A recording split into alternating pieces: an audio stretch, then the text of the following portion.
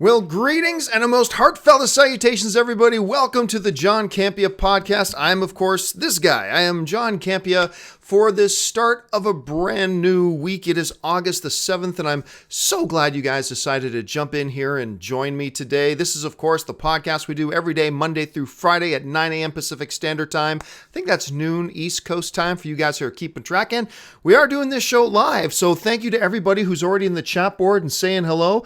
I hope you guys have a great time today. Make sure you have some good conversation with each other. Have the conversation going while we are doing the show in and of itself. I'm going to let you know how today's show is going to run. I've got 6 questions pulled out. And how do you get a question to me? It's simple. Just make sure you email me anytime at, here we go, the John Campea podcast at gmail.com. That's the John Campea podcast, all one word, at gmail.com. Fire on in your questions, and I pull out 6 questions every day. We're going to go through those 6 email questions, and once we're done with those 6 email questions, I'm going to go to the live chat board and start taking your questions and topics and everything that you guys put in the live chat board. I'm going to be pimping this out for at least the next week or so. I'm going to be pimping it pretty heavy. Thanks to the advice you guys gave and the fact that you guys pointed out, I have started a Patreon. And so you guys can support, if you wish, you guys can support what I'm doing here on the John Campea YouTube channel. I do this full time now. I create 70 to 90 videos per week. I'm not one of these guys that does like one video a week. I do like 70 to 90 a month. Did I say I did 70 to 90 a week? That is a lie. I do 70 to 90 a month. That would be a hell of a lot of videos, man, per week. Anyway, and if you're one of the people who appreciate what we do here, it would be awesome if you can go over and contribute like $2, $5, 15, whatever. There are different levels and things you get. Audio-only podcasts are now for Patreon supporters. We've got a private Facebook group for Patreon supporters. We've got an exclusive weekly show for Patreon supporters. So anyway, go and check out my Patreon. You can see the link to it at the top of the description in this video. Okay. Now, with that out of the way, and thank you to everybody who already signed up. I've just been overwhelmed by your guys' support. Thank you so much. Let's jump into it for today. We're going to start with question number 1, and question number 1 comes to us, now that video and audio are all working. Question number 1 comes to us today from Stephen Saul, who writes, "Hey John, you talked about Rey's heritage and how her being force sensitive may not have anything to do with her parents. But almost every force-powerful character in the Star Wars universe has dealt with some sort of hardship in their youth. Luke's mom dying and father turning to Anakin and his mom being slaves, and Anakin with his mom being slaves. I wonder if force-sensitive people are selected based on the experiences and loss they've faced. Do you think this idea can hold up?" Okay, so where the root of this question that Stephen is bringing up is the fact that we were talking a little bit about Rey the other day from The Force Awakens, and how I do not believe that Rey is a Skywalker in any way, shape, or form. And a lot of people are like, well, Rey has to be a Skywalker because she's got the Force and Luke was the only Jedi left, so Rey has to be a Skywalker. And what people often forget is that in the thousands and thousands and thousands of years that the Jedi were around, kids never got Force sensitivity from their parents. Kids were just born being Force sensitive, and what we learned in the prequels is that Jedis then identified when a young child had, and I hate using the word, midichlorians or a high enough midichlorian count, but they basically, Jedi were able to detect when a child, a young child, probably baby, was Force sensitive, and then they would take them at that age and bring them to the Jedi Temple and train them as Jedi. It was never a matter of lineage. It wasn't as like my father, because remember, Jedis weren't allowed to hook up. Jedis weren't allowed to love, per se. So there couldn't be lineage. So in the whole history of Star Wars, Jedi never came from lineage, and they never got their Force powers from their parents. Obviously, that changed with Luke being the child of Anakin, but historically in Star Wars, that's never been an issue. Anyway, so what Stephen is bringing up here is, okay, well, what if, though, they're chosen as because of the trials and tribulations that they had when they were younger? I don't agree with that theory, specifically because of what we just talked about. Remember in the prequels, the younglings in the temple, they were like 3-year-old younglings. 3-year-old younglings generally haven't had enough life experience to go through a whole hell of a lot of loss and hardship. Some do, sure, absolutely. But I'm saying, generally speaking, 3-year-olds never had their heart broken. never been dumped by their high school sweetheart. They've never, all that kind of stuff. They're just recruited way too young. I think Jedis identify when somebody has the potential to be a strong Force user, and they bring them in and they train them in the temple. I really don't think it goes much beyond that. Now, whether or not the hardships that Anakin faced and the hardships that Luke faced, but remember, Luke never realized he lost his mother. He grew up never knowing his mom. So that was always his life experience.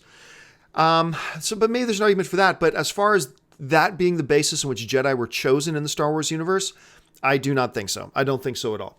All right, let's move on to the next question. And the next question today comes to us all the way from Josh Lofton, who writes, "Greetings, John. I've been a fan ever since the AMC days. Thank you so much. Those were good times. Sons of AMC. I've heard you say that coaches who listen to fans are destined to sit next to them. Meaning, directors and creatives should not take what fans say.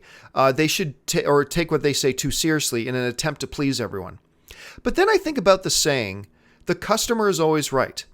I don't know which is right, and I wanted to get your thoughts." So thanks a lot, Josh. I get actually a number of questions regarding this because there's a saying that I believe comes from Coach Bill Parcells from the NFL. I believe it came from him. It could be another coach, but I think it was from Bill Parcells, who, he was being asked by a reporter one day when he was the coach of the New York Giants, saying, the fans are saying you should do this. Do you think maybe you should take their advice? And then Bill Parcells, if it was Bill, like I said, it might have been another coach, but I think it was Bill, said in response to the question, he said, coaches who listen to fans will be sitting next to them next week. In other words, they won't keep their jobs for long. They're just going to be sitting up in the bleachers. So his message was, I'm the coach of the New York Giants. I know football better than everybody else sitting up in the stands. This is what I do. I'm a football coach. I've been doing this my whole life. I know football better than the fans do. So that's basically what he was saying. And I believe that same principle applies to, should studios and directors and everything take what the fans say and disregard their own opinion and replace their opinion with what the fans are telling them to do. I think that would be a disaster, because there's a reason that Billy Bob, who works at Wendy's, making those delicious Baconator sandwiches. God, I love those Baconators. Anyway, there's a reason Billy Bob is working in Wendy's, putting in a hard day's work, making Baconators, and not a studio executive. There's a reason why this director has been in film his entire life and understands film better and blah, blah, blah, and they make the decisions. So, and that's not to say that the director can't have the same opinion as the fans. They could often end up with the same opinion, and that's great. The thing is, though, I believe the creatives should always go with what their gut is telling them. It's funny, too.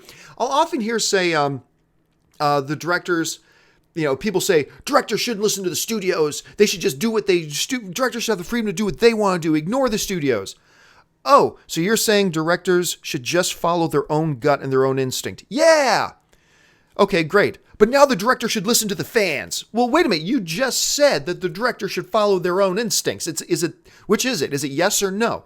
So that comes up. But here's ultimately the big problem, is there is nothing that all the fans agree on. So when we say, should the directors or studios listen to the fans, which fans? Which fans?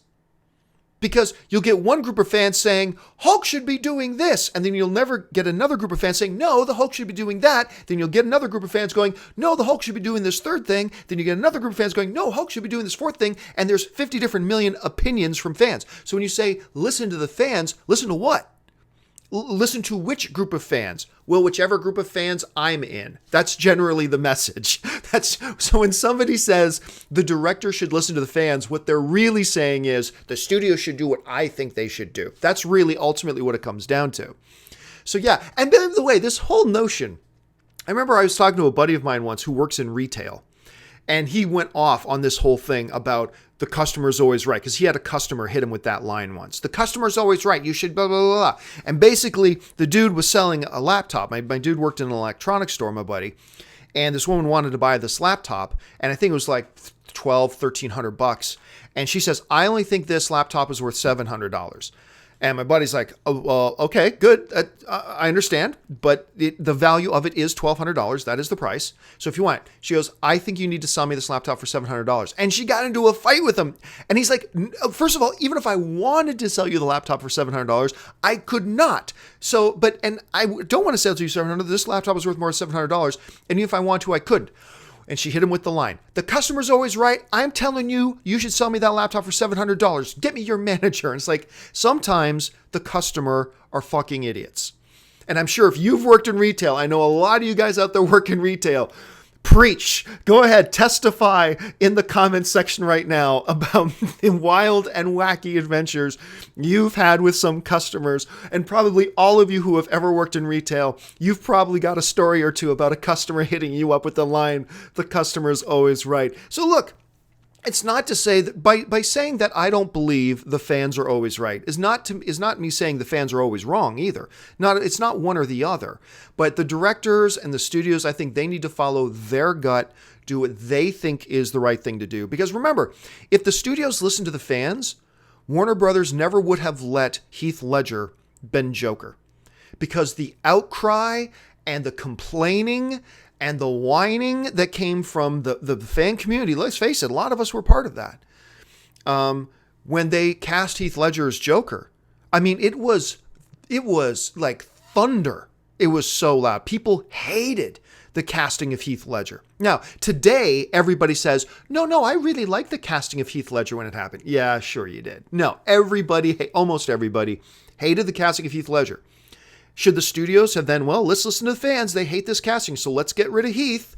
And we never would have had the single greatest performance in a comic book movie of all time with Heath Ledger's Joker. It just wouldn't have happened.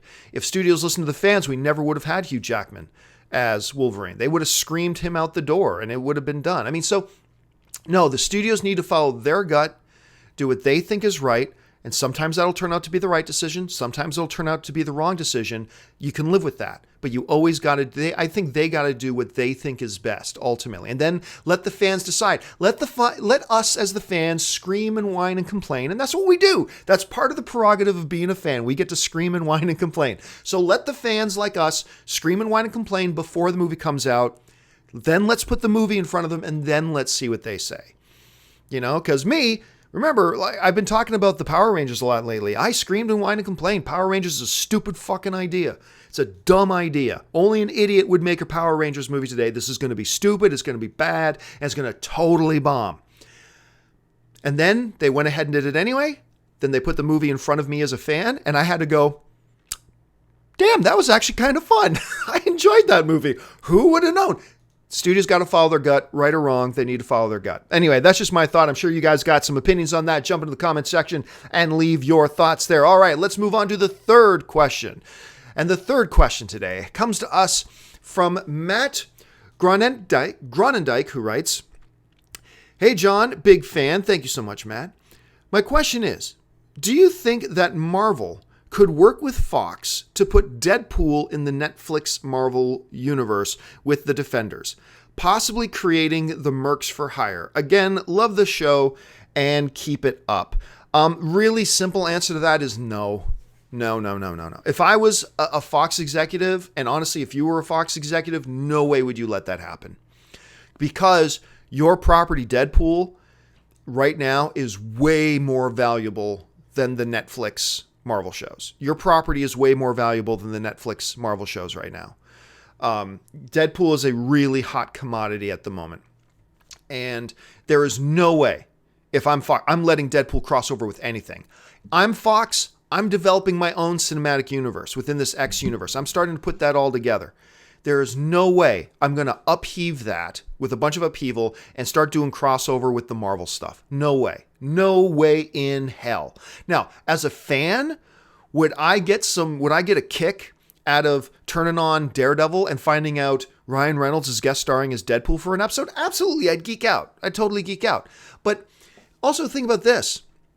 I think maybe even as a fan, I wouldn't want it because the tone of Deadpool is so radically different from the tone of the Marvel Netflix series. It's totally different. Deadpool would never fit. It would just make the whole thing feel awkward, I think. I think it would make that the way those shows are set up and constructed, and those shows are set up and constructed in a way that works for them. And the way they're set up and constructed, you throw a Deadpool into that, like why not have Tom? It would be the same as having Tom and Jerry. Hey, what do you think about taking Daredevil and the next episode put in animated Tom and Jerry, and Daredevil's got to fight alongside Tom and Jerry? Well, I love Tom and Jerry, but it doesn't fit. It doesn't work, you know? So from an executive point of view, if I'm an executive of Fox, no way in hell do I let that happen. As a fan, while I'd get a geek boner thinking about Deadpool showing up, if I really think about it as a fan, I think that would ruin Deadpool, and I think it would ruin the Netflix series. Now, you guys may have some totally radically different opinions on that, and that's cool. Jump into the comment section. I'm open to having my mind changed and being convinced otherwise. So jump on in there and let me know what you guys think. I just, off the top of my head, though, I don't think it would ever happen, and I don't think I would want it to happen, to be honest with you. All right, thanks a lot for the question, man. Moving on to the next question. And the next question today comes to us from Movie Geeks. And Movie Geeks writes, "Hey, John, big fan of your podcast. Thank you so much, Movie Geeks. What is your thoughts about the hack of HBO and the Game of Thrones episode leak for those of you who do not know? The most recent Game of Thrones episode, which aired last night, I believe is called The Spoils of War, which was a hell of an episode. I'm not the world's biggest Game of Thrones fan, but I enjoy the show and I like watching it. This season has been spectacular. This season, the 4 episodes they've had so far this season, in my humble opinion, have been absolutely spectacular. I've been loving it. I've been eating it up. And that's coming from the guy who's not the world's biggest Game of Thrones fan. I've been adoring it. So for those of you who don't know, the most recent episode, which aired yesterday, got leaked online early. I think got leaked online like Wednesday or Thursday or something like that. And I know a lot of people, because a lot of people were tweeting me and saying, "Hey, John, have you seen the new Game of Thrones episode? It's so good." And so it got out there. What do I think about that? Well, look, I have an unpopular opinion, and that's fine. I've never had a problem having the unpopular opinion. My unpopular opinion is this: piracy is wrong.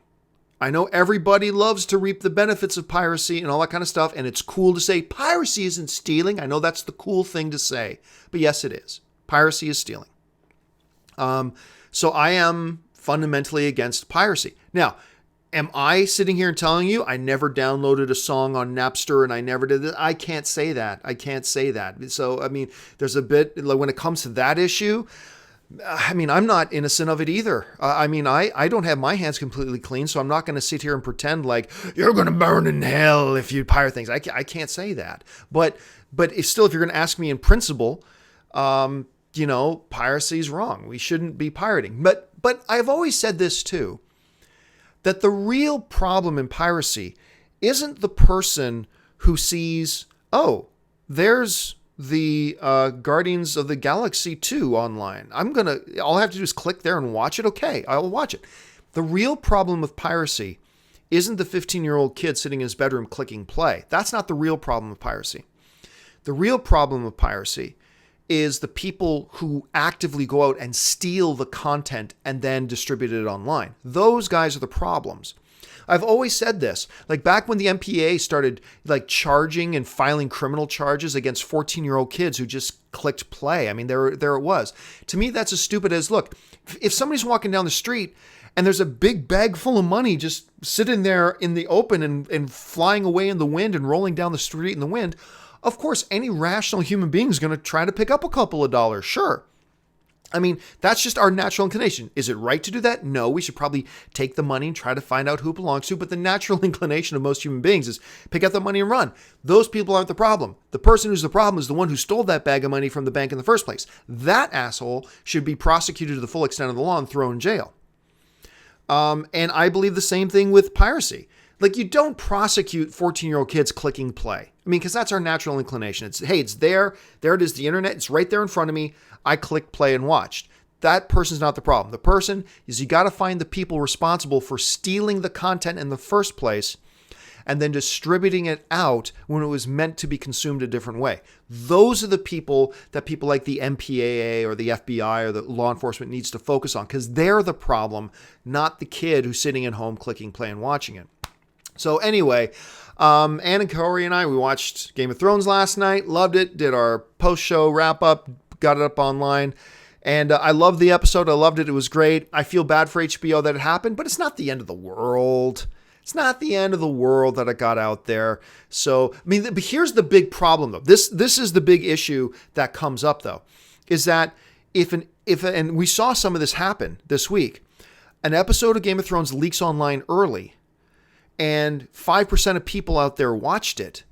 And then they start spoiling it online for people who are waiting till Sunday, the 95% of people waiting till Sunday. That's the big issue. As a fan, that's where I get pissed off. As a fan, that's where I get pissed off. It's like, oh, come on, you assholes. Okay, fine. You clicked play and you wanted to watch it. Fine, no problem. Your prerogative, that's cool. But now don't spoil it for every fucking buddy else. Don't jump online and start putting all the spoilers out there for everybody and ruin the experience for everybody else. So that's part of the problem. So if you were to ask me if I could click a magic button that would eliminate people from being able to watch Game of Thrones online early, I would hit it because of all the spoilers that started getting out and ruined the episode for a lot of people. Anyway, that's just my thought on it. Jump into the comments section and let me know your thoughts. All right, let's move on to question number 5. And question number 5 today comes to us from Alex Ellis, and this is our title topic for today, actually. Oh, no, this is not our... 1, 2, 3, 4, 5, 6. Oh, okay. This is not our title topic, as a matter of fact. I put these in the wrong order. I apologize. Alex Ellis, we'll get to the comic book one in just a second. Alex Ellis writes, how come it's progressive when a person of color is cast in a traditional white role, but it's whitewashing when it's the other way around? As an example, everyone is so excited about the progressive casting of Idris Elba as James Bond, but these same people were up in arms about Scarlett Johansson's casting as Major Motoko. Look, I'll be honest with you, Alex. And Alex, I couldn't fit it into the graphic here, but Alex goes on to explain he's an Asian American gentleman. So here, I'll be honest with you. Again, I'm not saying my opinion on this is right. Okay. I'm just going to be honest and tell you what the way my thinking is on this issue, okay? I know it may be right, it may be wrong, it may be popular, it may be unpopular. All I can do is tell you my honest thoughts, and we'll go from there. My honest thoughts on this is I've never understood the problem either way. I've never really understood the problem either way. Like I remember when they cast Michael Clark Duncan, rest in peace, man. I remember when they cast Michael Clark Duncan as Kingpin. And a whole bunch of people whined and complained, no, Kingpin's white. And, I know Kingpin pretty well. I mean, not personally. I know the character of Kingpin pretty well. And Kingpin being white, black, Asian, Indian, whatever, has nothing to do with his character. Like, there is nothing about Kingpin's character that makes it essential for him to be any particular race. So they went out, the producers of the Daredevil film wanted to get somebody who looked like they could be a physical threat to Daredevil. And they went out and they got the amazing Michael Clark Duncan. I love Michael Clark Duncan, man. Oh, anyway. So they went out and got Michael Clark Duncan. And for the tone of that movie, I know a lot of people don't like the Daredevil movie. I unabashedly do. I really like the Daredevil movie. I'm not going to try to defend that teeter-totter scene, man. That scene alone ruined the movie for a lot of people, and I'm not going to try to take that away from you. That teeter-totter scene was brutal. But I like the Daredevil movie, and I thought Michael Clark Duncan was an amazing Kingpin. Not because he was black, not because it was white, not because it was Asian. Just he was the great character. He was a great actor to put in that role, and it worked great. We just had Fantastic Four with a brand new Johnny Storm. Now, the movie ended up being terrible, but the fact that they got Michael B. Jordan as Johnny Storm had nothing to do with that movie being bad. That movie was bad. I mean, it had nothing to do with them getting Michael B. Jordan. I think Michael B. Jordan did a fine job. I remember a whole bunch of people whining and complaining when they made, for the Battlestar Galactica show, when they made Starbuck a female character instead of a male character. Like, all the other characters are still male, but they took one and made it a female character.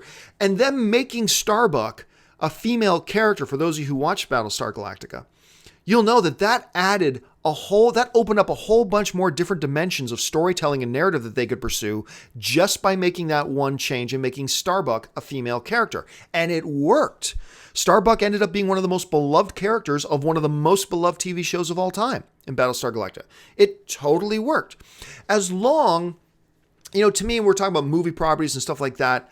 Like, I don't care. Like, people complaining about this and people complaining about that. It's like, I don't care. Unless the character specifically and intrinsically needs that character to be a specific race or color or nationality or whatever, unless the character, like, look, you're doing a movie about Martin Luther King, then yes, you need to hire an African-American actor to play Martin Luther King. I get that. Totally get that.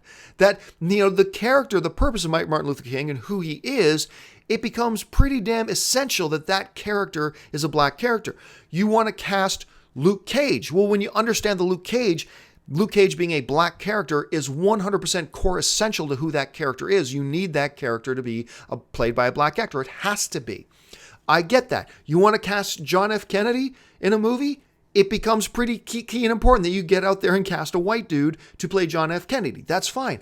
But the characters like Kingpin, the characters like Johnny Storm, the characters like Nick Fury, none of those characters, if you just strip back and read a dossier on the character, nothing in that dossier will make it essential for that character to be white or for that character to be male or for that character to be whatever. So the studios take some liberties and say, what would make this the best it can be? Let's put Michael Clark Duncan as Kingpin. And I think it worked. And I think it worked great. And then at the same time, many times, sometimes I totally agree with the whole whitewashing accusation. Sometimes I do. Like Johnny Depp playing Tonto? Come on. But sometimes it's not a problem. I don't care normally, unless it specifically calls. And now the one major issue that you're bringing up here is the issue of the Major in Ghost in the Shell. But here's the funny thing about the Major in Ghost in the Shell. There's nothing that ever said that character was Asian. I mean, first, let's put all aside the fact that it's an artificial body. So let's put that aside for a second anyway. But the creator of Ghost in the Shell has always avoided that. He's never said whether definitively that character was Asian or not. And the company, I think the guy's name was Yoshimoto. Anyway, he's the executive, one of the executives at the company that owns the rights to Ghost in the Shell. And they were talking to him once about the upcoming movie and the decisions they made. And one of the things he said, as the rights holder to Ghost in the Shell, as a Japanese dude and the rights holder to Ghost in the Shell, he says, oh, it never even crossed our mind to put a Japanese actress in there. Never crossed our mind, because that's not our interpretation of the character. So that added just another little layer of intrigue to the whole thing about Ghost in the Shell and was that whitewashing or not and all that kind of stuff. And somebody pointed this one out to me. There's this great fan painting. I mean, the likeness is kind of great. They did a fan painting of Scarlett Johansson as the character and then, close-up shot of the animated character as well. And look, here too, this is the thing. Some people, everybody likes to say the responsibilities for things are always with somebody else. Our natural inclination is to say somebody else has a responsibility to do this and do this and do this and do this. And a lot of times we as fans, and maybe sometimes rightfully so this isn't meant to be definitive, but I think a lot of times fans try to put responsibility on movie studios. Movie studios are just another form of a company. That's it. That's all they are, is a company. Their responsibility, and I know this sounds unpopular to say, a studio's responsibility is to make money. A studio's responsibility as a company is to put out films and put out content that the fans like and enjoy and consume and make money. That's what they do. And if they think having Russell Crowe play Noah is what's best for the film, then that's what they're going to do. If they think putting Scarlett Johansson in the role in Ghost in the Shell is what's best for the film, then that's what they're going to do. If they think putting Michael Clark Duncan in as Kingpin is what's best for the role, then that's what they're going to do. And ultimately, it comes back down to like that first question that was asked about the customer is always right. Should the directors and everything listen to themselves and follow their own gut? And I support them on that. I believe there are exceptions. I totally believe there are exceptions. Absolutely. But I've never really gotten the heightened anger over black actors taking over traditional white character roles. I've never gotten the heightened anger over a more established movie star having a role that maybe in its source material called for another ethnicity. I'm all for, I talk about this all the time. I believe Hollywood needs to create opportunities for more non-white actors, more female characters. I believe that completely. But I believe there's a way to find a way to do that still makes it best for the projects. So anyway, my opinion on this is an evolving topic. It's an evolving issue. I'm sure how I feel about this will be different 2 years from now than the way I feel about it right now. And the way I feel about it right now is a little bit different than the way I felt about it 2 years ago. So my thoughts and opinion of this are growing and evolving as I learn more, because I don't know everything. I mean, I'm learning more all the time. And as such, my opinions change and evolve. So I'm sure a lot of you guys have some very passionate opinions about this. Jump in the comments. Just do me a favor. When you go into the comment section and discuss it respectfully, understanding that everybody are just movie fans. So, but let me know your thoughts. Jump into the comment section and let me know your thoughts on that item. All right, now we move on to the last question of the day, and this is actually our title question of the day. And this one comes to us from Samuel Beaumont, who writes, "Hey John, big fan of the show. Thank you so much, Samuel. My question is regarding the tone of the DC movies versus the Marvel movies. Since we now have a few DCEU movies, what is your opinion on the tone of the movies? Do you prefer the darker, grittier tone of the DC properties or the more family fun type tone of the Marvel properties? Thanks and keep up the great work." This is a huge issue, man. This is one that I hear all the time, and I think also one that a lot of people misunderstand. First of all, let me clear up this misconception. There's a perception out there that all Marvel DCU movies are dark and gritty, and that all Marvel movies are fun and entertaining. And that's not true. That's not true. Because, I mean, look at a movie like Suicide Squad. Suicide Squad, I mean, was its color palette? Like, was its literal color palette darker? Yes, it literally had a darker color palette. But that's not what we're talking about when we say dark and gritty. But I'm sorry, Suicide Squad was anything but dark and gritty. Suicide Squad, the reason I like Suicide Squad was because it was a hell of a lot of fun. It was a fun movie. So don't tell me that all DCU movies are dark and gritty. No, they're not. Suicide Squad was not a dark and gritty film, despite the fact that the color palette was a darker tone. The feel of the film, the essence of the film, the tone of the movie was not a darker tone. It was riddled with comedy and ridiculous characters here and there, and it made for me anyway, I know a lot of you didn't like it, that's fine. For me, though, it made for a fun experience, and I enjoyed it. And don't tell me that Doctor Strange, on the Marvel side, is just light, fun entertainment. There are demons from other dimensions who want to destroy the world and encompass it in death itself. You have this villain in Mads Mikkelsen who wants to unleash death. The movie opens with an innocent dude getting held hostage and then being decapitated with blades. And all throughout the movie, the villain going around killing a whole bunch of people. And this dude studying the dark arts and all kinds of stuff. Did they pepper in jokes and laughs along the way? Absolutely they did. You have to kind of break it up a little bit. But really, tone-wise, especially thematically, Doctor Strange is a dark movie, man. This surgeon who experiences a debilitating car accident, whose life is ripped away from him, who now has these physical impairments and his life is destroyed. He turns to alcohol, turns on the people he loves, blah, blah, blah. Don't tell me that Doctor Strange is just a fun, light, entertaining film. Oh, the giant demons coming to destroy reality. Like, don't tell me that. Yes, there were jokes, but thematically, Doctor Strange is a pretty damn dark film. Yes, there's a Beyonce joke. Yes, they throw in jokes to break up the tone a little bit to keep the movie moving and feeling fresh. I think you need to do that. But don't tell me that. So don't tell me all DC movies are just dark and gritty. Don't tell me all Marvel movies are just light and fun, because they both dabble in each. And we talked a little while ago on my channel here that the director of the upcoming Shazam movie just said that Shazam's going to be the most lighthearted and fun movie of the DCEU. So they're going to make lighthearted, fun movies too. So let's get that out of the way first. Dark and gritty does not equal DC. Light and entertaining does not equal Marvel. DC has its share of light and entertaining, or fun and entertaining. Marvel has its share of some gritty and dark. They share with each other. So does one lean more towards one, and does Marvel lean more towards the other? Absolutely it does. Absolutely they do. So then let's get to the question. What's better? What makes for the better comic book movie? Does dark and gritty make for the better comic book movie, or does fun and entertaining make for the better comic book movie? And the answer is yes.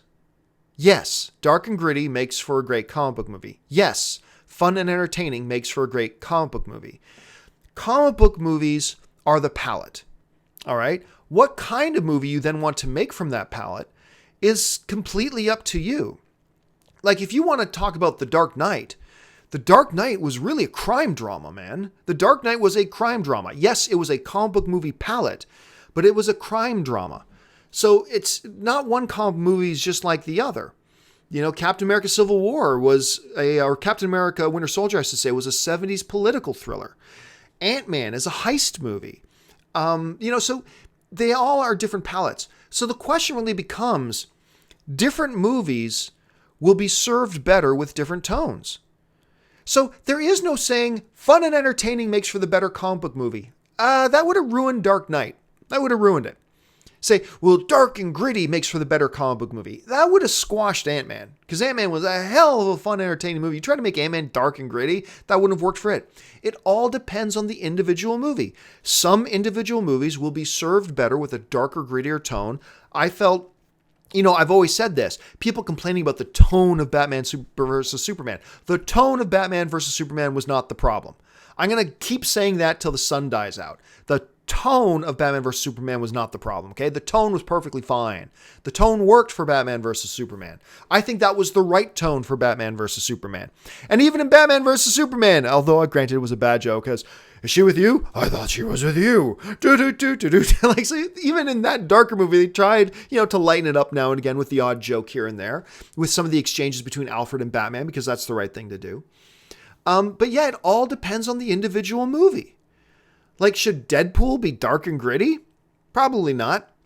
Should a Batman film be just yuck? No, shouldn't be. Each individual movie will have its own individual needs and should be approached differently. And so the question of, is dark or grittier better, or is fun and entertaining better for your comic book movie? The answer is yes. Yes, it just depends on the movie that you're going for. I think they made the right decision with the direction they went with Ant-Man. I think they made the right decision with the direction they went with Suicide Squad. I think they made the right decision with the direction they went with Batman vs. Superman. I think they made the right decision the direction they went with Doctor Strange. It's up to the individual filmmakers to decide which is the best tone for this particular movie. There is no one-size-fits-all blanket answer for all of it. So anyway, that's my opinion on that. I'm sure a lot of you guys have opinions of your own as well. So anyway, it is time for us to turn to the live chat board and take your guys' questions live via chat. So if you're in the chat board right now, you can start throwing in your questions right now and let me know what you think. Okay, let's see. The first question I've got in the live chat board comes from Haskell420, who writes, "Hi, John. Love the show. Thank you so much. Keep up the great work. With Netflix buying Maryland, what could they bring to Netflix? Thanks and keep up the filthy," or Millerland, I mean. Yeah, it was just announced this morning that Netflix has actually bought a comic publishing company called Millerland, who was actually founded by Chris Miller, the guy behind Kingsman and the guy behind Kick-Ass and all that kind of stuff. So they just bought his publishing company.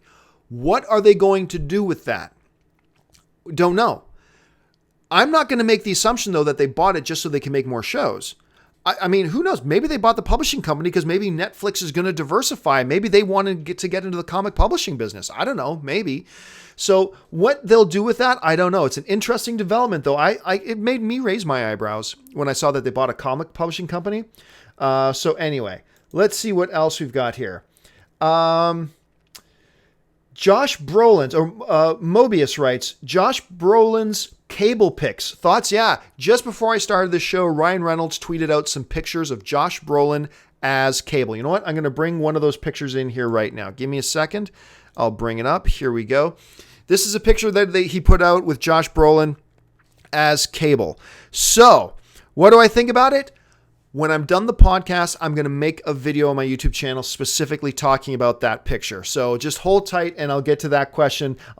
Just give me an hour or so and I'll get back to that a little bit later. Felix Alvarez is writing, what is your worst spoiler experience? My worst spoiler experience easily was for a TV show. I love Sons of Anarchy. I love that show. And there was this 1 week where I couldn't watch it live and I had to watch it the next day. And a major significant character died. And immediately people jumped on Twitter and started tweeting, can you believe so-and-so died? I won't say who it was, just in case you're watching Sons of Anarchy. Can you believe so-and-so died? I'm like, what the fuck? I was so mad. So that is the worst spoiler experience that I ever had. All right, let's go in here. J-Rod 2014, Agents of S.H.I.E.L.D., like or dislike? Everybody knows I don't like Agents of S.H.I.E.L.D. I don't think it's a good show. Despite the fact they've got some incredibly talented people and some great potential. I think they got some really first-rate talented people on that show. I just don't think it's a well-written show. Leonardo writes, will the Bruce Lee movie be any good? There's that movie coming out this month, end of this month, where it's the Bruce Lee versus another Kung Fu master. It's based on a true legend of a fight that happened between Bruce Lee and this other dude. All I know is the trailers.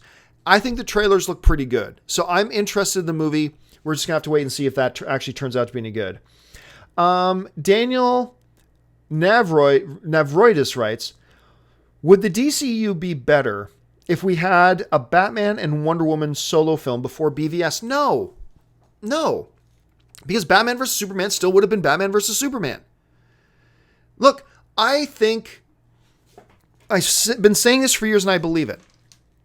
I believe that DC, their approach of starting with introducing other characters in bigger characters' movies was the right move. Yes, for Marvel it worked to do individual film, big team-up movie. That worked for Marvel. But that doesn't mean that's the only formula. I have said from the beginning, I thought it was the right move for them to do a bigger film first and then branch the individual films off that. So no, just from my opinion, I could be right, I could be wrong, but I'm just saying my personal opinion is I reject the idea that the DCU would be better if they followed the Marvel formula. Individual, them team up. No, I think they did the right thing for them. I think Marvel did what was right for their characters and their properties. I think DC did what was right for their characters and their properties. So yeah, that's always kind of been my feeling on that. Let's see what's next here. People asking about a sequel to Arrival. I don't know. You don't need a sequel to Arrival. That was a very self-contained movie. You don't need anything more of that. Ivan Rojas writes, have you come back to Arrow? Season 5 was great. I had a lot of people tell me season 5 was great. So I went back and I binge watched season 5. I don't think season 5 was great. I don't. I do think season 5 was an improvement over season 3 and over season 4. Yeah, or anything was better than season 4.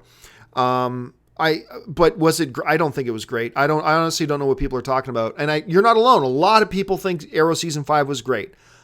I'm not one of them. I was a huge fan for season 1, season 2, and part of season 3.